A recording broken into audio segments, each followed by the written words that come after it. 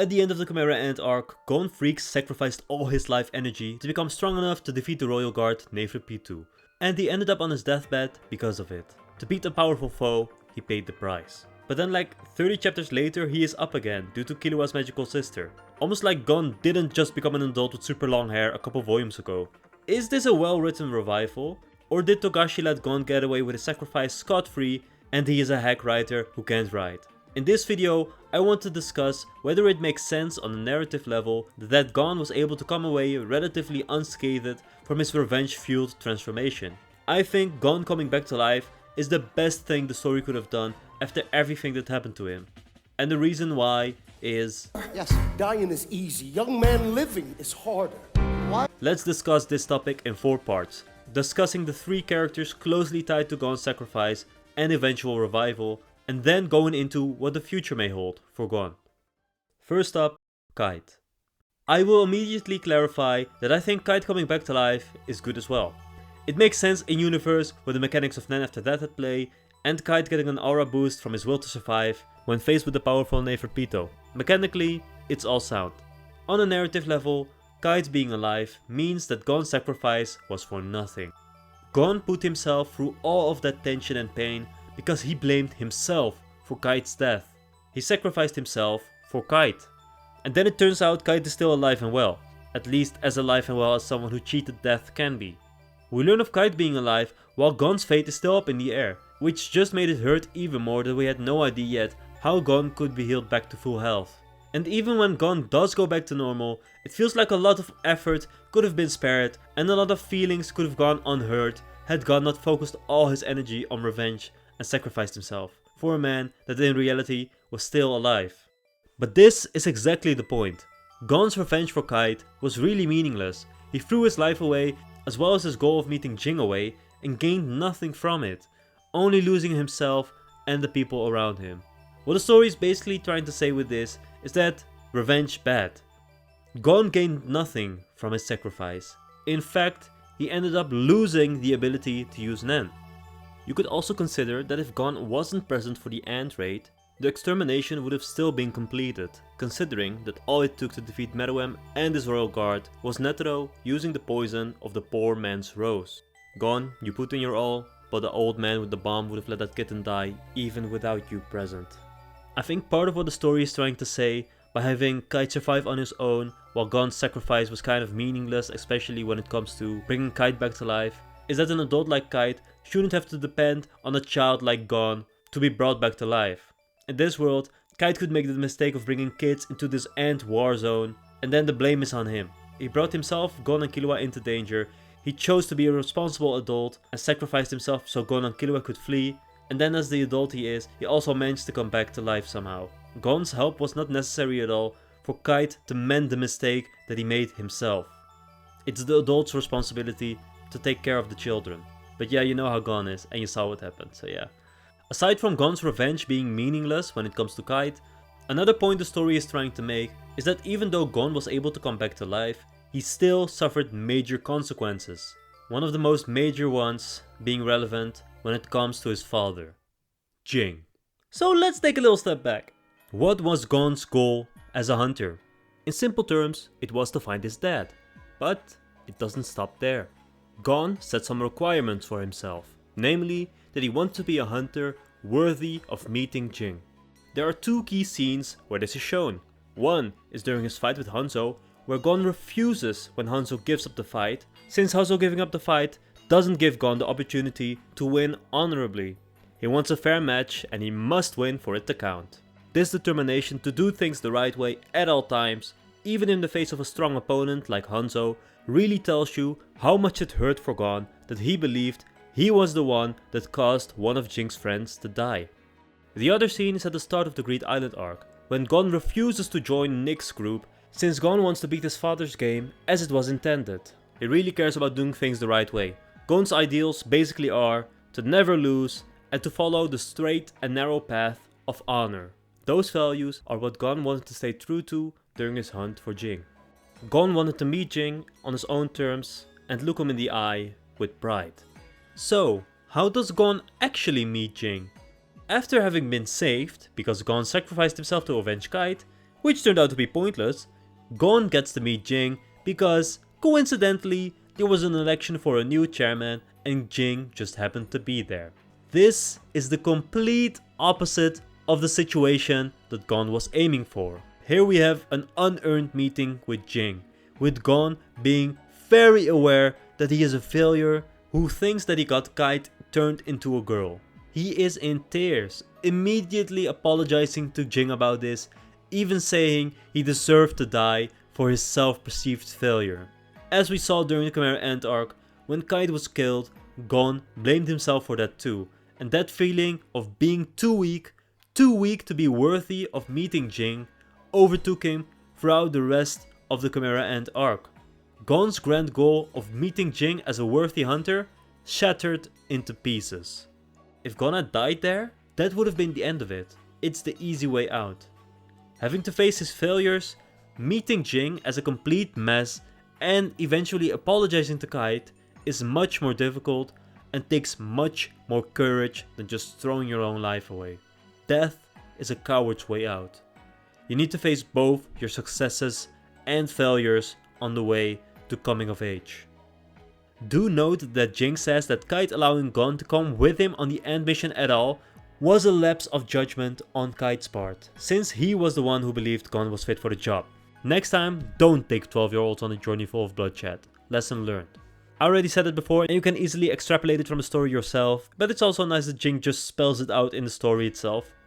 Jing is not a great dad, Kite made a mistake, and Gon made some rough decisions as well, all of them having to deal with some sort of guilt now. Moreover, now that Gon finally gets to talk to Jing, he gets to learn how Jing is going to go on the greatest adventure that the world has to offer, a trip to the Dark Continent. But because Gon lost the ability to control his Nen, it is impossible for Gon to join this Dark Continent endeavor. It's so sad, honestly. After all this effort Gon put into hunting for his dad, he cannot join him on the most incredible journey ever, and he gets sent back home to his mother, all the progress he's made being reset. Even if Gon gets his Nen back down the line, he wouldn't really be able to join his dad now. Jing became a fucking mercenary to get on that boat, man. I don't know if Gon has that option right now. And one of the consequences of Gon's sacrifice is not just Gon missing out on traveling with the dad he wanted to meet, he now also has to deal with the emptiness of being without the best friend he gained during his grand search. Killua. This boy leaves him too. The one person Gon could always rely on disappears from his life. Now that Killua has found his own purpose after being reunited with his sister Alluka, Gon and Kill's relationship couldn't remain as it was after Gon snarled at Killua and made him super depressed for a while. So for now, Gon is left completely alone. He's going to have to feel that. I already said it, but you can't feel anything when you're dead. I actually really like that Killua gets to get his lick back in that sense. Because if Gon wasn't alive, he wouldn't be able to apologize to Killua for what he did. Of course, Killua wants to heal Gon too just because he freaking loves Gon. But when Killua looks at Gon in the hospital, he does specifically say that he wants an apology. If Gon died there, then Killua would have to carry those undeserved accusations for the rest of his life, while Gon gets to just rest in the afterlife. That's kinda unfair. Something that is interesting to note in addition to this, is that at the start of the story, Killua fails at facing his insecurities in front of Illumi, and then Gon has to save him at the Zoldyck mansion. The end of their storyline is one big parallel to this, where Gon now has faced his insecurities of not being worthy to meet Jing, and then Killua has to save him during the election arc. So that puts the two at a bit of an even playing field now, where they have both rescued each other after becoming victims to their own insecurities. Good job Togashi, couldn't have done it better. During their goodbye, Gon told Killua that they are still part of Kite's gang, but for now, they will separate for a decent amount of time. Who knows how long it will take. It's already been like 10 years in real life, so that's crazy. As for Alluka and Nanika, I think she kinda deserves a video of her own, but in short, her allowing Killua to settle the score with Gon, as well as giving Killua a proper excuse to leave Gon's side, works well for Killua, and she's cute, so honestly I don't see why anyone would have a problem with her. Like, look at his face and try to be mad, it's kind of impossible. I'm just saying. So if you look at the big picture, because of Gon's revenge for Kite, he lost his best friend. Gon lost the opportunity to adventure with Jing, and he met him in an unworthy fashion after all that effort to stick to his ideals, and all of it was for nothing, since Kite survived in the end, even if he is a little ant girl now. The first thing we see Gon do after coming back to life is apologizing to Jing, Kite and Killua. And then he just goes home to catch up on 2 years of school, bruh. That's not much of a grandiose victory like what us the audience and Gon himself probably expected. Gon coming back after such a sacrifice to beat Pitou might seem like an easy way out for the character, but looking at all the consequences he had to suffer, consequences he wouldn't have been able to suffer if he just died there, it might be fair. Personally, I am completely fine with Gon surviving, because if he didn't come back to life, it would make him unable to face all these consequences. It would leave the story with a pretty tragic ending, where Gon is left for dead because of his mistakes, and Killua would just be depressed for the rest of his life. Instead of what we actually got, this big learning experience for Gon, and for us to take with us into our lives. It's okay to be weak. It's okay to lose. Don't blame yourself too much, face your failures, and grow stronger. And you should enjoy them little detours, matey. Now a little bit on the future of Gon. When Togashi wrote Yu Yu Hakusho, he wanted to deconstruct his cast, but that wasn't allowed by his editors at the time. A way I think this could be done is if, for example, Yusuke, the main character, was crippled, to see what would happen if a character who was born to fight can't fight anymore. It seems that Togashi is now able to finally realize such a deconstructive storyline through Gon, who is seemingly going to continue his life as a hunter, but without having any Nen abilities. Now you might think, how would Gon be able to stand up to anybody without his Nen abilities? Well, remember, the first thing we see Gon do after returning to normal is climb the world tree, which is an insane feat. So it's not like he is completely powerless. When taking the hunter exam, Gon didn't have any Nen abilities either, and he still performed some superhuman feats there as well.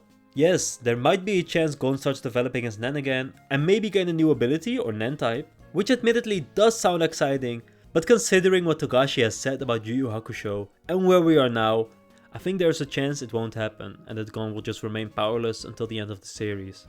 You can also consider how Gon parallels Togashi himself. Togashi had to give up on Yu Yu Hakusho due to his back pain, but today he's still writing manga despite his back pain. So I think that Gon continuing his hunter adventures despite not having Nen would be closer to Togashi's own experience, and an author writing from experience usually delivers great results.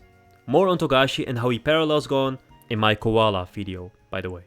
Something else for the future. If you think about it, Gon never really had his own goal. His dream to find his dad was something partly instilled into him by his dad, who laid a path for him to find him through taking the hunter exam, going to Greed Island, meeting Kite, etc, etc. The hunt for Jing was just Gon following what Jing had left behind for him. Even Kite going to Whale Island and meeting Gon must have been part of Jing's great plan for Gon. Gon was given a dream, but what is his own dream? What kind of goal will Gon set for himself next? One theory I have had about this involves Satots. When Gon got his hunter license, Satots tells Gon about the Lurka Ruins excavation, a project which turns out to have been set up by Jing. This ruins project is basically what ignited Jing's will to become a hunter in the first place. I think that if Gon and perhaps Satots went to see the Lurka ruins together, it could let Gon figure out what he wants to do with his own life. The reason I think Satots joining on this trip would fit is because Satots was the first person to set Gon on the right path again after failing on his search for Jing.